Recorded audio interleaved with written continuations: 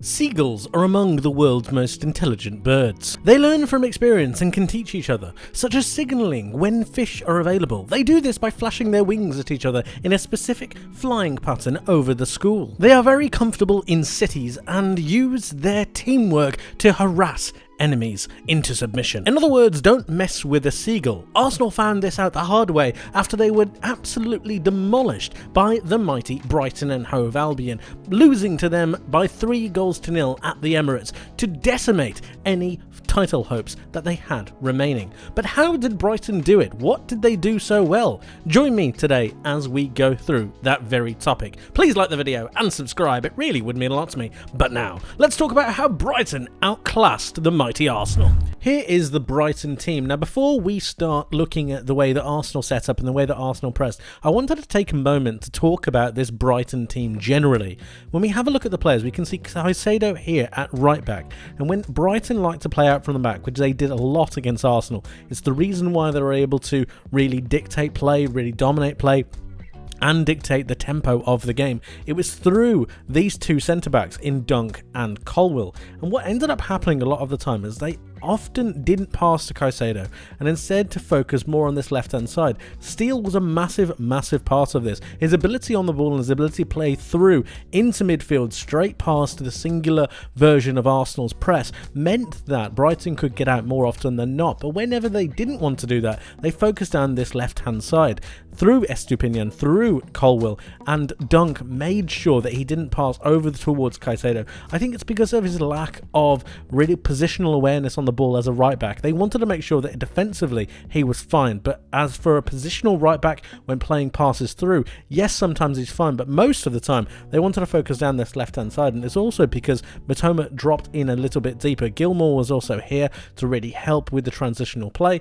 McAllister dropped into this side as well, and what ended up happening was that a lot of focus was pinned around this left hand side, the side where there aren't too many changes. You had Enciso on this right hand side. He drifted in around quite a bit. Pascal Gross does not necessarily have the mobility of a Billy Gilmour or an Alexis McAllister. And then you have a look at Caicedo, who's playing out of position because they currently do not have a fully fit right back. And what all of this meant was that Caicedo was able to push forwards a little bit further into midfield, and Enciso was able to drift forwards into the positions towards the striker. Ferguson was dropping deeper to help with the possession, and then Mitoma was able to go back the other way as well. It meant that Brighton were able to both stretch the play and also dictate the tempo of the match through their passing. And when I put Arsenal into this, what you end up seeing is this.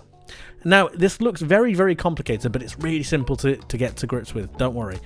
Dunk and Colwill are here. They dictate most of the passing, they dictate the tempo of the passing, and generally you'll find once it goes out of them and goes into either the midfield or into one of the wingers, the tempo starts to rise.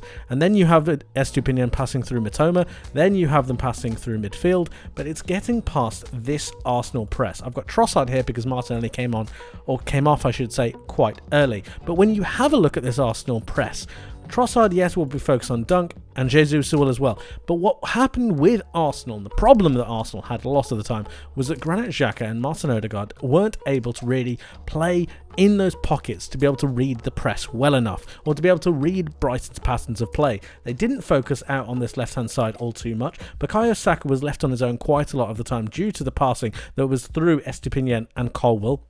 And then you have Jorginho, who is the main crucial point of this. I cannot highlight this enough. Jorginho was the major point in this. Yes, Tierney was a problem for possession, where Zinchenko could have been. He could have come into midfield, but generally, I think Jorginho was the main problem. And the reason I say that is because mobility-wise, he was a big problem. Yes, he's great on the ball. Yes, he's very good at dictating the tempo himself. He's able to really slip into the midfield, help out Martin Odegaard, help out Granit Xhaka, and then Arsenal can dictate the play. But what ended up happening is the pace of the game was a little bit too much for that.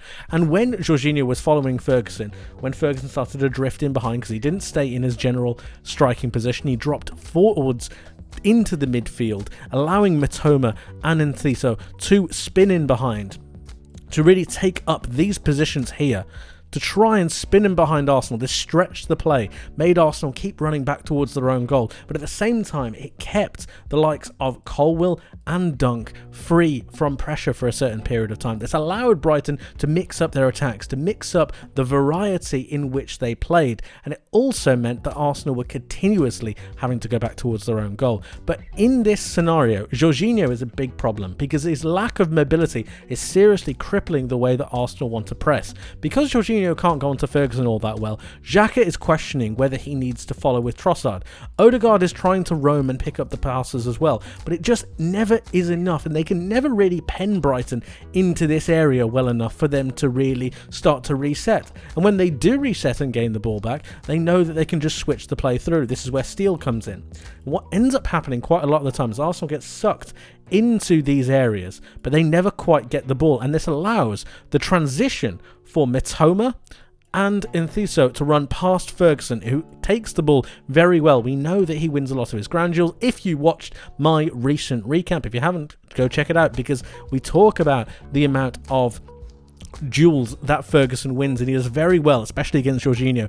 And then the play is on. They go down the wings because Arsenal really struggle to dictate play through Ben White and Tierney.